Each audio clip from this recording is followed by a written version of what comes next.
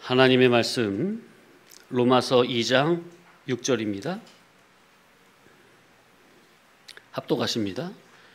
하나님께서 각 사람에게 그 행한 대로 보응하시되, 그 행한 대로 보응하시되. 야, 정말 두렵고 떨리는 일이죠. 그 행한 대로, 이 말은 행위대로, 행실대로 그대로 갚아준다는 거예요. 행실이라고 하면 일상적으로 하는 행동, 품행. 옛말에 행실을 배우라고 하니 포도청 문고리를 뺀다, 이런 말이 있더라고요. 들어보셨습니까?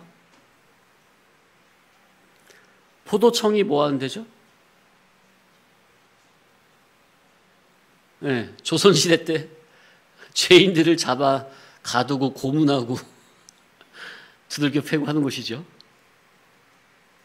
나는 새도 떨어뜨린다는 포도청입니다. 그 안에서 별의별 이제 고문이 다 벌어지는 거죠. 드라마 사극 보면은 뭐라고 하면서 고문하죠? 네 죄를 네가 알렸다. 불 때까지, 이제 참말 불 때까지 계속 주리를 틀고 고문하고 막 두들겨 패고. 오늘날도 필요할 것 같아요. 변호사보다. 변호사는 그만두고.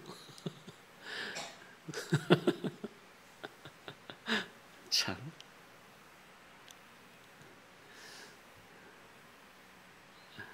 워낙 악인들이 악용을 하니까. 당시 포도청 하면은 사람들은, 일반 백성들은 아주 무서워 벌벌 떨었던 곳이죠. 그런데 행실을 배우라고 했더니, 바른 행실을 배우라고 했더니 포도청 문고리를 잡아 뺀다는 거예요. 한마디로 죽으려고 환장했다는 거죠. 품행을 바르게 하라고 했더니 도리어 못된 짓을 하더라, 그런 의미입니다. 사람은 청개구리끼가 있어가지고, 그죠? 행위, 사람이 의지를 가지고 하는 짓. 예를 들면 사람은 자신의 행위에 책임을 져야 한다, 그런 말이 있죠.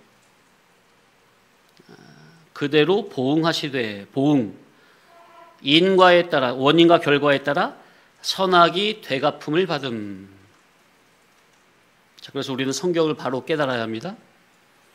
성경을 모르면 제멋대로 살다가 나중에 덫에 걸려서 죽는 그런 짐승처럼 비참한 인생이 됩니다. 성경에는 그런 인물들이 종종 나오죠. 보응, 모든 행실에는 반드시 그 보응이 따른다는 거. 갚다, 꾸이거나 빌린 것을 도로 돌려주다. 은혜, 원한 따위를 그에게 상당하게 돌려주다.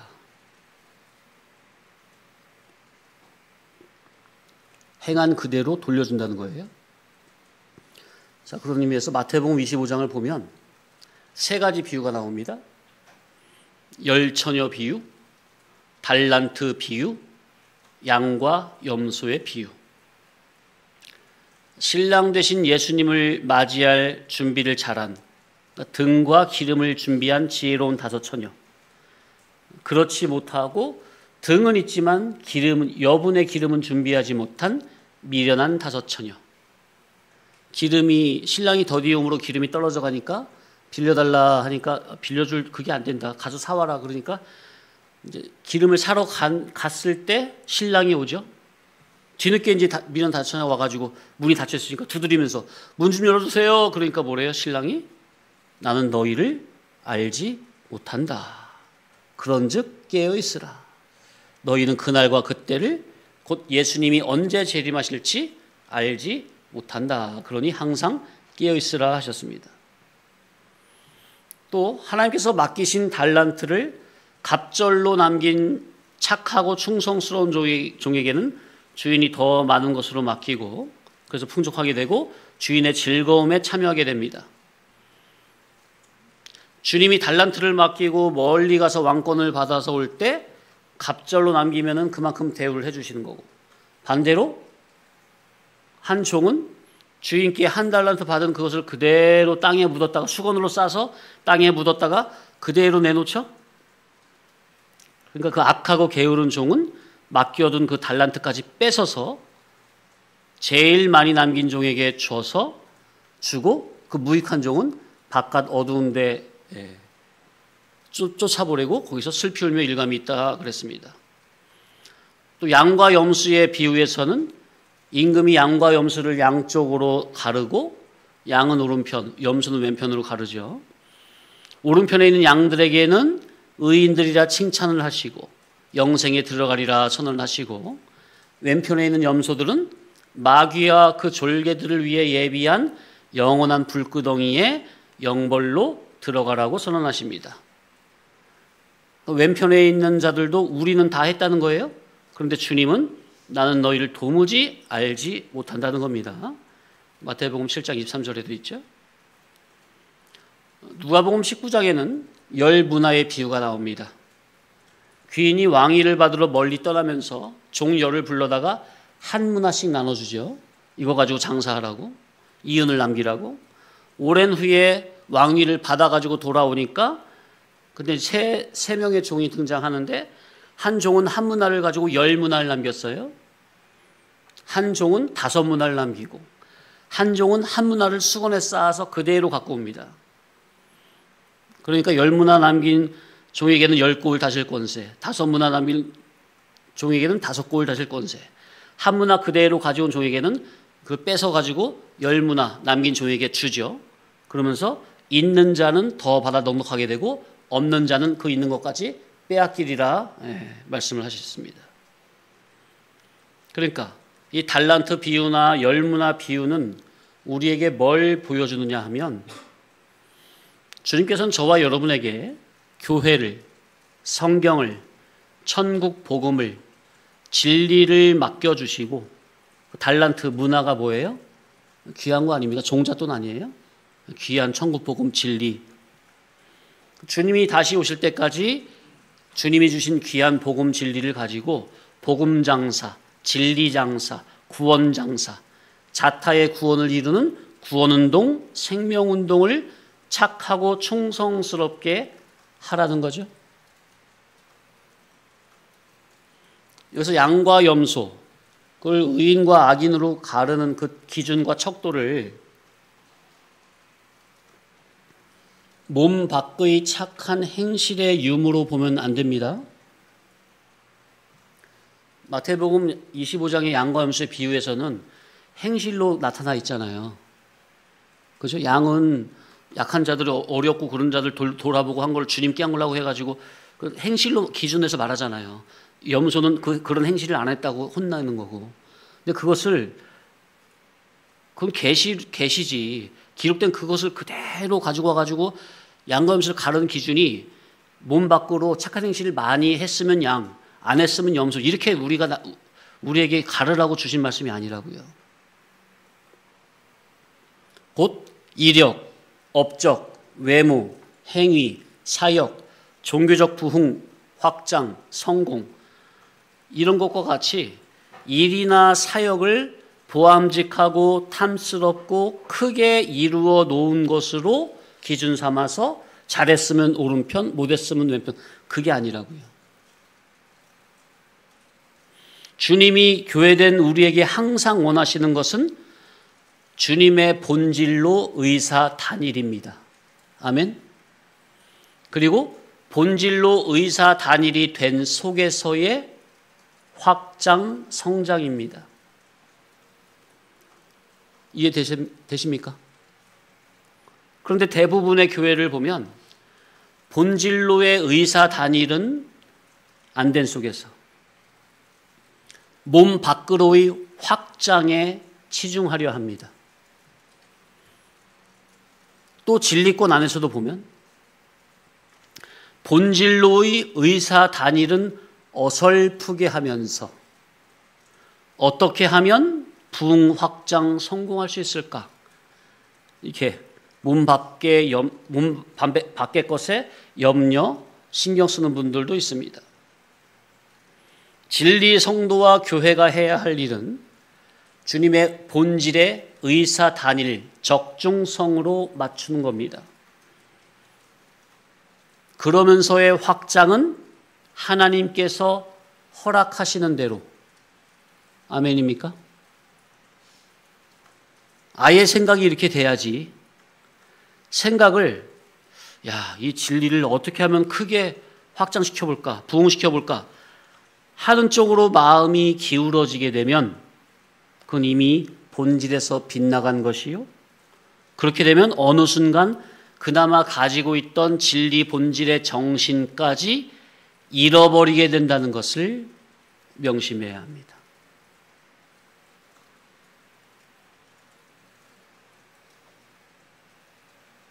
자, 그래서 2장 6절 하나님께서 각 사람에게 그 행한 대로 보응하시되.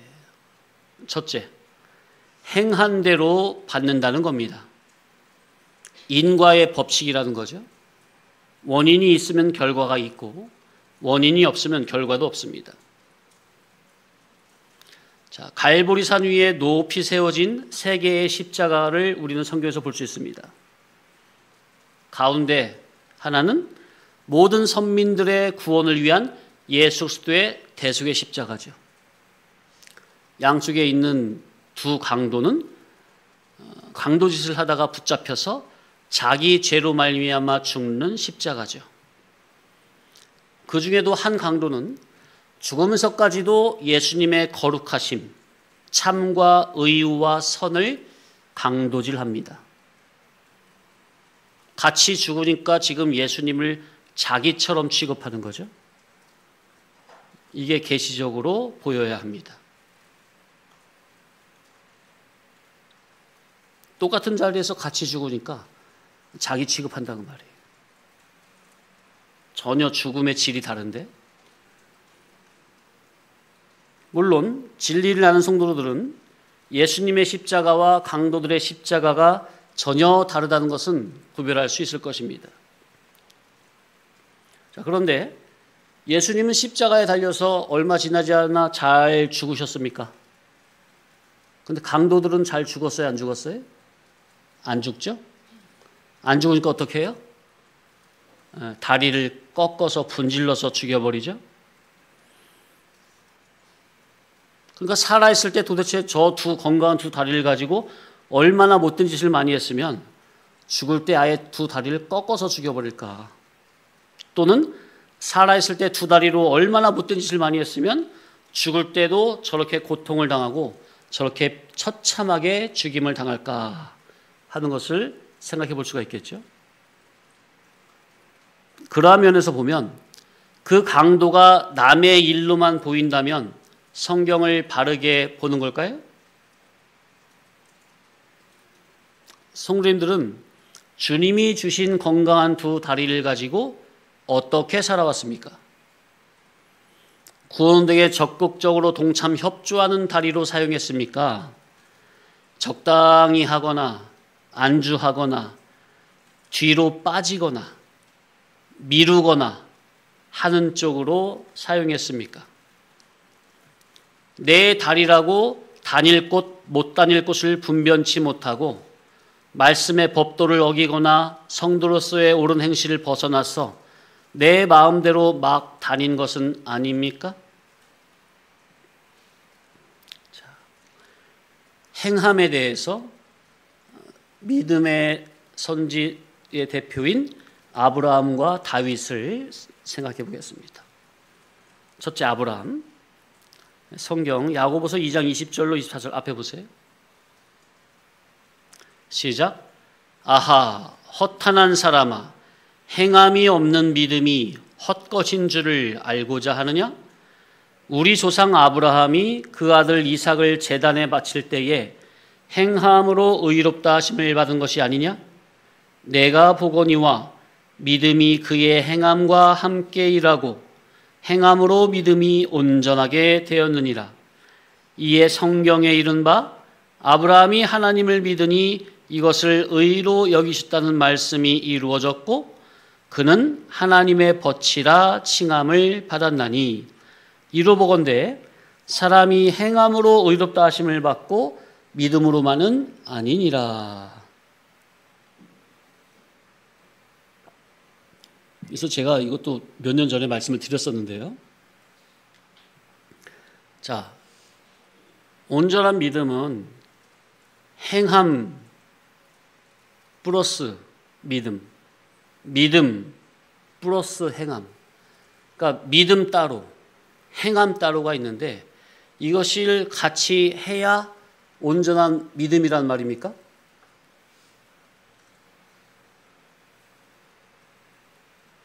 여기 보면 그렇게 기록되어 있잖아요. 24절에 이로 보건대 사람이 행함으로 의롭다 하심을 받고 믿음으로만은 아니니라. 그러니까 믿음으로 의롭다 하심을 받았다 써 있잖아요. 그런데 그것만이 아니라 행함이 없으면 어찌 아브라함이 의롭다 하심을 받았겠느냐. 그러니까 행함이 있어야 된다. 그렇게 표현하잖아요. 그러니까 믿음으로만이 아니라 행함도 있어야 의롭다 하심을 받느니라. 그러니까 이렇게 딱 문맥적으로만 보면 믿음만은 불완전해. 그러니까 믿음 플러스 행함 두 개가 같이 있어야 온전한 믿음이다. 이런 식으로 개념이 기록되어 있잖아요, 지금. 그러면 정말 그런 거냐, 그 말. 그렇게 이해를 해야 될 것이냐, 그 말이죠. 저는 그래서 이것을 어떻게 말씀드렸었어요? 온전한 믿음이라면 그 안에는 행함까지 다 포함이 되어 있는 거예요. 그게 진리 본질에서 생성된 복음 위로부터 그리스도의 생명의 말씀을 듣고 새롭게 생성된 한속한 믿음이라면, 본질적인 믿음이라면 거기에는 행함은 자동적으로 따라오는 질이라 그 말이에요. 예? 따로가 아니라 따로 국밥을 하나로 합쳐야 온전한 믿음이 되는 게 아니라 정말 위로부터 거듭난, 위로부터 생성된 복음 진리로 말미암아 생성된 진짜 생명력 있는 참 믿음이라면 그 안에는 행함은 자동으로 따라와 있는 거예요. 들어가 있는 거예요. 맞습니까? 이렇게 보는 것이 정확하다 그 말이에요. 이렇게 봐야 또 옳아요. 이게 안 그러면요, 믿음 50%, 행함 50%, 합쳐서 100%, 이게 온전한 믿음이에요. 이렇게 말하면 안 된다니까. 이거는 성경이 말하는 믿음이 아니에요. 이 말이 이해가 되시죠, 성도님들은? 온전한 믿음이라면 그 안에 질까지, 질적 온전이 100% 다 들어있는 거예요. 행함은 자동으로 나오는 거예요. 근데 이제 표현을 그냥 이렇게 한 거죠, 야고보가. 이렇게 할 수밖에 없는 거지. 그러니까 로마서는 믿음을 강조하고 야고보서는 믿음만이 아니라 행함을 강조한다. 그러니까 로마서 기자랑 야고보서 기자랑 서로 싸우는 겁니까? 그러니까 누구는 야고보서를 지푸라기 복음이라고 말했잖아요. 훌륭한 사람이. 그건 자기가 못 깨달으니까 야고보서가 지푸라기처럼 보이는 거지. 왜?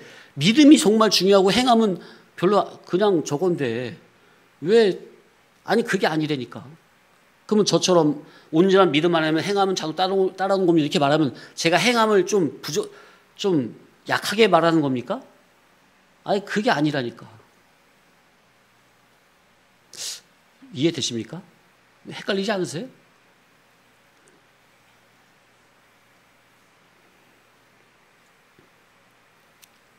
우리의 믿음은 말뿐만이 아니라 행함으로 내 믿음의 오름이 증명되어야 합니다. 자, 그래서 제가 계속 주일날 강조한 게 뭐예요? 거듭나야 된다는 거예요. 자, 다시 믿음과 행함을 다시 말씀드릴게요.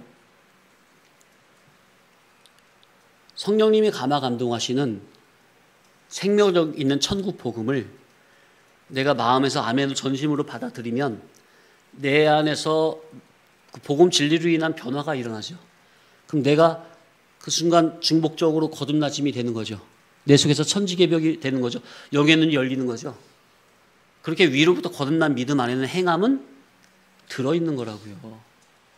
근데 그게 안 되면 말씀을 들으면 내 지식으로 이성으로만 듣죠.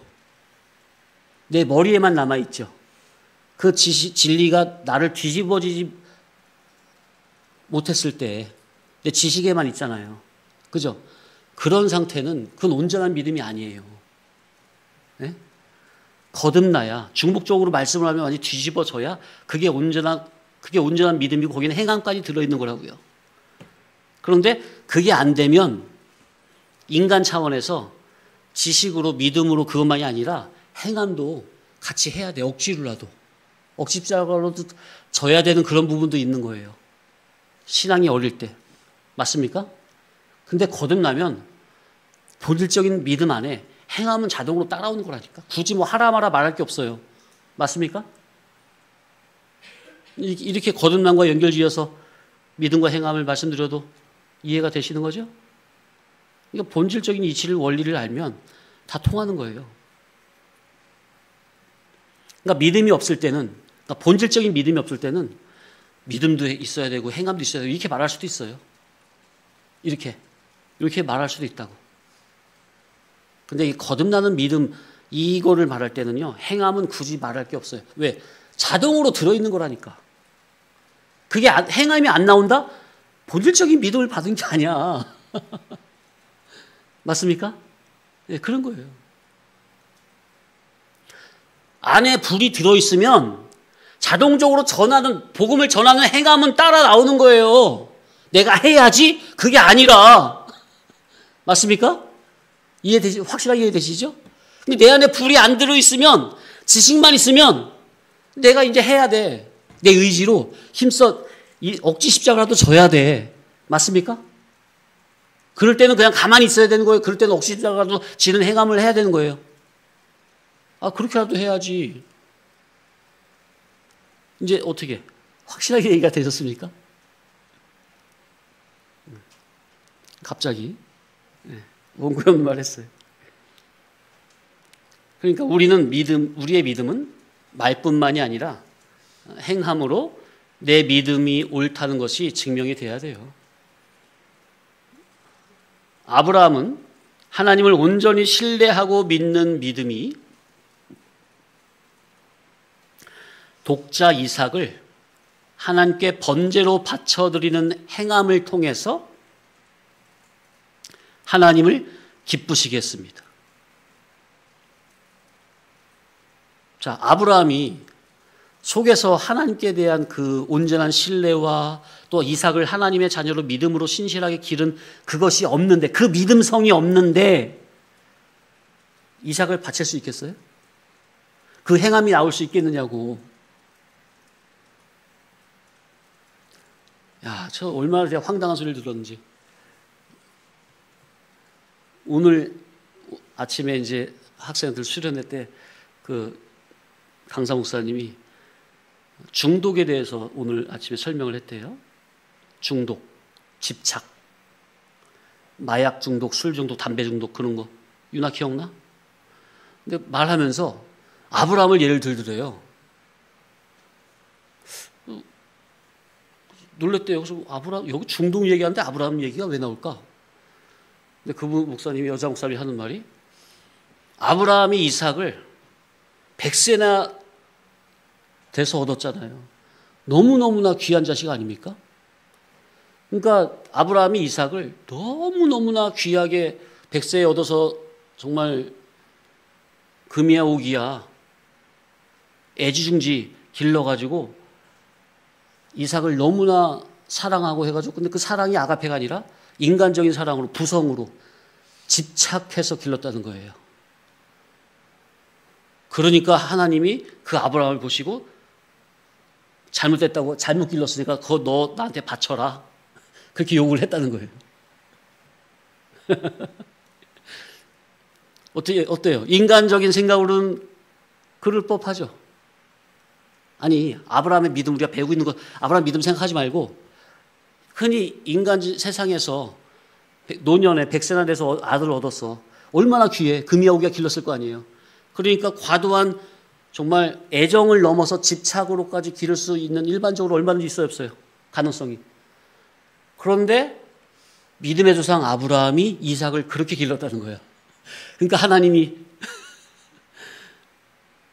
그게 이제 꼴 보기 싫어가지고 이삭 달라, 바쳐라 했다는 거예요. 이야, 참. 성경은 정말 자기 수준만큼 보이는 거예요. 눈에 걸면, 눈에 거는 건 없네. 귀에 걸면 귀걸이, 코에 걸면 코걸이. 자기 수준만큼 보여요. 성경 안에 감춘 은밀 계시를 깨닫지 못하니까 그런 식으로. 참, 아브라함이 잘한 것 중에 최고로 잘한 것은 바로 독자 이삭을 모리아산에서 번제로 바치는 사건에서 예수님의 십자가 구속 사건을 계시적으로 미리 예행했다는 것입니다. 거기서 아브라함은 여호와 하나님께서 독생자 맏아들을 우리를 위한 희생제물로 내어주셔야만 하는 그 아버지의 마음과 심정과 심중을 알아들이는 그 하나님의 아가페의 인격적, 신의적 신앙 믿음이었다는 겁니다. 그러니 하나님이 네 독자 이삭을 번제로 바치라 했을 때 우물쭈물하지 아니하고 망설이지 아니하고 곧바로 이삭을 바쳐드리러 3일길 되는 모리아산을 그대로 출발한 것이고 과감하게 칼을 빼들었던 것입니다. 기독교인들 거의 대부분은 자기가 주격이 되어서 이 세상이나 종교적 세상에서 자기가 하고픈 자기의 뜻을 이루어달라는 것을 신앙 믿음이라고 착각을 하여 이기적인 마음과 욕심에 이끌려서 탐욕적인 마음으로 하나님께 내 이런 것들을 이루어달라고 부르짖고 있는 판인데, 아브라함은 여호와 하나님께서 장차 메시아 맏아들을 선민, 죄인들의 구속을 위한 번제물로, 화목제물로 내어줘야 하는 그 아버지의 애달픈 그 심정을 알아들이는 인격적, 신의적인 신앙 믿음이었습니다. 그러니까 독자 이삭을 아낌없이 번제로 바친 겁니다. 영원전에 택한 선민, 죄인인 당신의 자녀들을 구원하기 위해서 독생자 맏아들을 십자가에 아낌없이 내어줘야만 하는 여호와 하나님 아버지의 마음을, 그 심정을, 심중을 헤아려 드리고 이해해 드리고 알아들이는 그런 인격적, 신의적인 신앙 믿음을 가진 사람은 당시에 누구밖에 없었어요? 아브라함 외에 천하에 그 누구도 없었어요.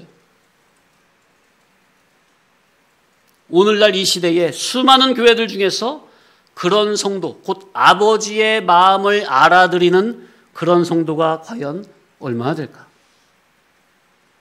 한국의 교회 교인들이 많잖아요. 그 중에 정말로 아버지 하나님의 마음을 이해해드리는, 알아들이는 교회가 얼마나 될까? 아버지 하나님께서 우리 인간의 죄를 위해서 아들을 대속제물로, 어린 양으로 십자가에 내줘야 하는데, 그 아버지 하나님의 애끓는 심정을 이해해드리고 알아들인 자가 누구였다고요? 아브라함. 그러니까 독자 이삭을, 하나뿐인 독자 이삭을 아낌없이 바치지. 그게 앞으로 누가 어떻게 한 걸 예행한 거라고요? 하나님이 독생자 아들 그리스도를 우리를 위해 대속제물을 위해서 아낌없이 내어드린 그것을 미리 예행 연습한 거라고요. 아브라함 그 아버지 하나님의 마음을 미리 알아들인 거라고요. 오늘날 그런 교인이 얼마나 될까 그 말이에요. 전부는 옛사람 자아가 주격이 돼가지고 무조건 자기 좋게만 해달라고 하는 판에 아브라함은 그게 아니었잖아요. 선민 나를 위해서 하나밖에 없는 독생자를 십자가에 내서 죽여야만 하는 그 아버지 하나님의 심정. 아브라함은 바로 그 아버지의 마음을 이해해드리는 그런 마음에서 독자 이삭을 아낌없이 번제로 바쳐 드렸다는 거. 이야, 참 엄청난 사람이에요. 이런 믿음이 엄청난 사람을 이삭을 집착으로 길렀다고요? 와, 하나님의 아들로 길렀다니까. 아브라함은 이삭을 자기 아들로 안 길렀다니까. 그러니 이런 사람은 천하에 둘도 없는 거예요. 아브라함 딱 하나야. 그러니 하나님이 아브라함이 얼마나 마음에 드셨으면 너는 나의 벗이라. 그러니 하나님이 아브라함을 얼마나 기뻐하셨으면 온 천하가 다 아브라함 거야. 그러니까 하나님이 아브라함 처음 부를 때부터 창세기 12장 1절 넌 너의 본토 지성 아비집을 떠나 내가 너에게 지할 땅을 가라. 그 2절에 복이 나오죠. 그죠?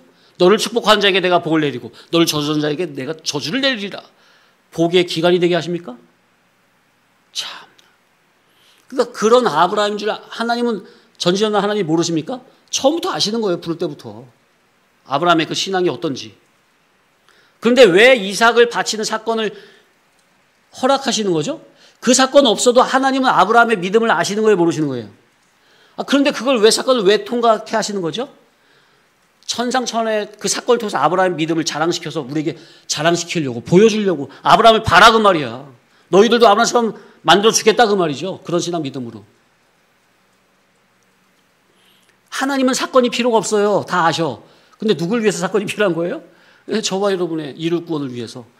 그게 있어야 돼. 사건을 통과해야 돼.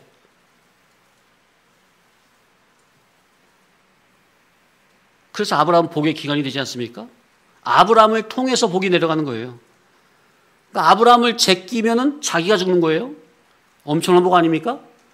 오늘날도 이러한 복이 내려가는 겁니다. 믿음의 사람들에게는. 진짜예요. 이거 빈말이 아니에요. 성도님들에게도 그런 복이 있는 거예요. 왜?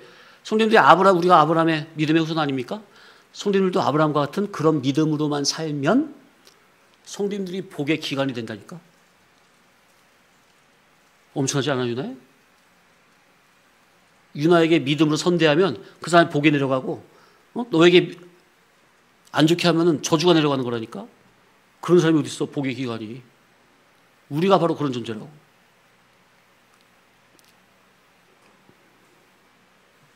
아브라함이 어떻게 하니까 그런 복을 받았다고요? 죄인을 향한, 죄인을 구속하기 위한 아버지 하나님의 그 마음을 알아들였다는 것. 그래서 독자 이삭을 아낌없이 바쳤다는 것. 하나님이 독생자 그리스도를 우리를 위해 아낌없이 내어주셨습니까? 그 마음을 아브라함은 이미 알아들였다는 거예요. 엄청나지 않습니까? 과연 친구예요, 친구. 친구니까 그런 마음을 알지. 오늘날 우리도 죄인을 향한 아버지 하나님의 의중, 심중, 의사성을 깊이 알아들인다면 그런 신앙 진리 성도는 엄청난 복이 내려가는 겁니다. 아버지 하나님의 마음을 알아들이는 착한 성도가 되시길 바랍니다. 아멘. 누구의 마음을 알아들이는? 우리 학생들? 누구의 마음을 알아들이는? 아버지의 마음을 알아들이는 착한 성도. 아멘. 여러분들한테는 부모님의 마음을 알아들이는, 선생님, 목사님의 마음을 알아들이는 그런 착한 성도 학생. 이야.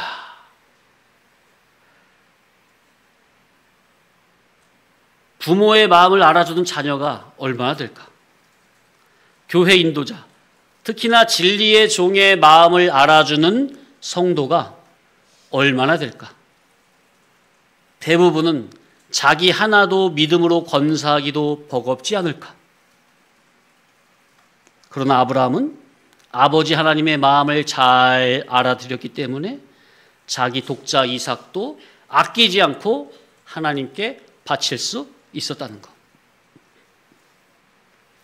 그 믿음을 보시는 거예요. 그 믿음을 보시는 거지 하나님이 진짜 이삭 고기가 먹고 싶어서 바치라고 한 게 아니잖아요. 칼을 더 치려고 할 때 하나님이 막으시잖아요. 아브라함아. 자, 참 그래서 아브라함 행함으로 온전케 됐습니까? 그 믿음이 행함으로 온전케 됐죠? 자, 그러니까 온전한 믿음에 하나님을 온전히 신실하게 믿는, 하나님 언약을 신실하게 그대로 믿는 거기에서 행함은 자동으로 따라 나오는 겁니까? 이렇게 이해를 해야 합니다. 예? 이렇게 이해를 해야지.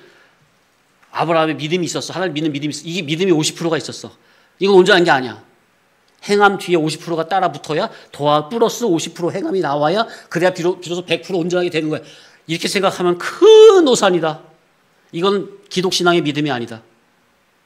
그런데 아마 야고보서의 그 믿음과 행함을 이런 식으로 이해하는 교회들이 아마 제가 볼 때는 거의 대부분이지 않을까. 왜냐하면 이건 이건 안 봐도 뻔한 거예요. 직접 안 들어봐도 뻔한 거라고요. 왜? 이게 신앙에서 이게 이 안으로 못 들어오면 이거 그렇게 생각이 안 되는 거예요. 50 플러스 50은 100 이렇게밖에 생각이 안 되는 거라고요. 근데 그게 아니다. 아브라함이 행위로 온전하게 됐다고요? 하나님의 언약을 믿는 그 믿음으로 하나님 의롭게 여겼다고요? 하나님 언약을 믿는 그 믿음. 믿음이 전부라니까. 그 믿음 안에 뭐는 들어가 있는 거라고요? 행함은 저절로 들어가 있는 거예요. 이렇게 이해를 해야 합니다. 안 그러면 인간 자기가 하려고 그래. 자기가 뭘 해, 죄덩어리가. 죄덩어리 어떻게 하나님의 말씀을 이루어드려요. 해봤자 자기 의만 드러나는 거지. 자, 두 번째. 다윗의 행함에 대해서. 자, 사도행전 13장 20절로 23절 앞에 시작. 그 후에 선지자 사무엘 때까지 사사를 주셨더니 그 후에 그들이 왕을 구하거늘 하나님이 베냐민 지파 사람 기스의 아들 사울을 40년간을 주셨다가 패하시고 다윗을 왕으로 세우시고 증언하여 이르시되 내가 이새의 아들 다윗을 만나니 내 마음에 맞는 사람이라 내 뜻을 다 이루리라 하시더니 하나님이 약속하신 대로 이 사람의 후손에서 이스라엘 위하여 구주를 세우셨으니 곧 예수라. 이야, 다윗의 후손에서 이스라엘 위하여 구주를 세우셨는데 그가 누구예요? 누구를 통해서 누가 오시는 거예요? 다윗의 씨를 통해서 예수님이 오시는 겁니다. 따라합시다. 다윗의 씨를 통해서 예수님이 오신다. 괜히 따라하라고 한 게 아니에요. 이게 엄청 중요한 거예요. 엄청나게 중요한 거예요.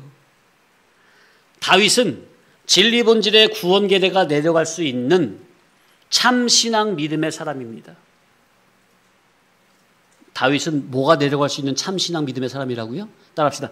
진리 본질의 구원 계대가 내려갈 수 있는.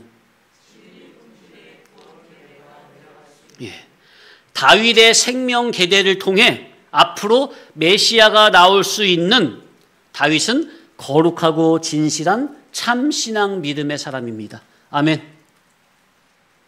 다윗의 씨로 구세주를 세울 수 있는, 그래서 마태복음에 보면은 사람들이 예수님을 뭐라고 부르짖죠?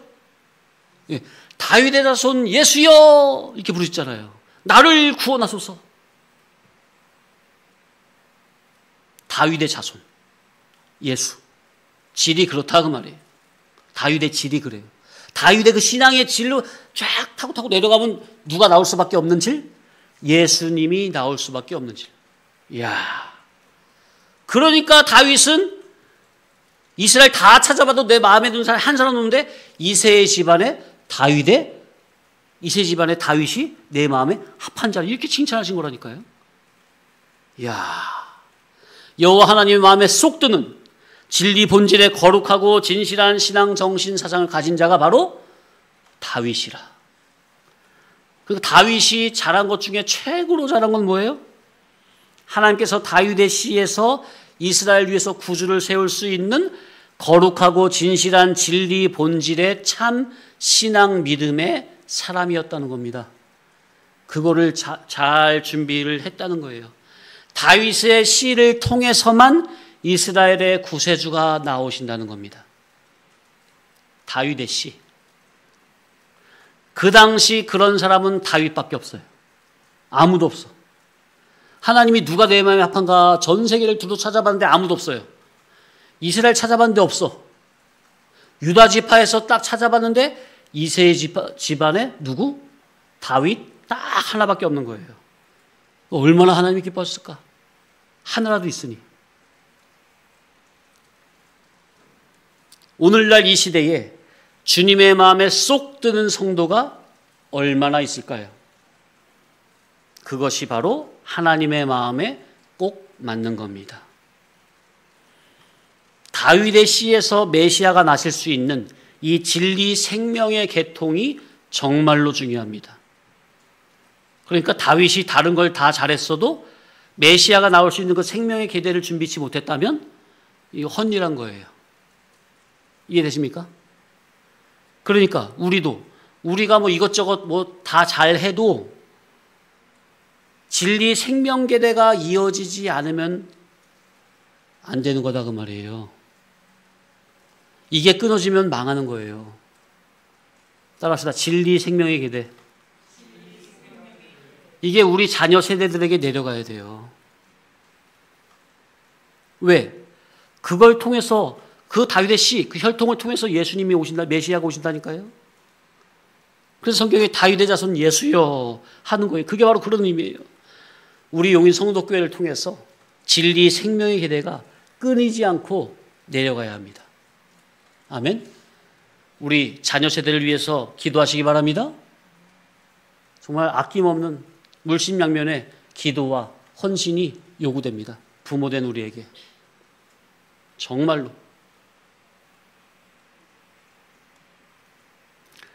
하나님께서 각 사람에게 그 행한 대로 보응하시되 오늘의 결과는 어제의 원인이라는 겁니다. 인간은 선악간에 행한 대로 받는 것이 인과의 법칙입니다. 그러니 우리는 하나님 앞에서 거룩하고 진실하고 의롭고 선하게 아가페 사랑과 참된 믿음으로 행하되 낙심하지 말고 포기하지 말고 근면 성실하게 행해야 합니다. 그래서 행함에 대해서 준비한 거는 더 있는데 오늘은 여기까지만 하겠습니다.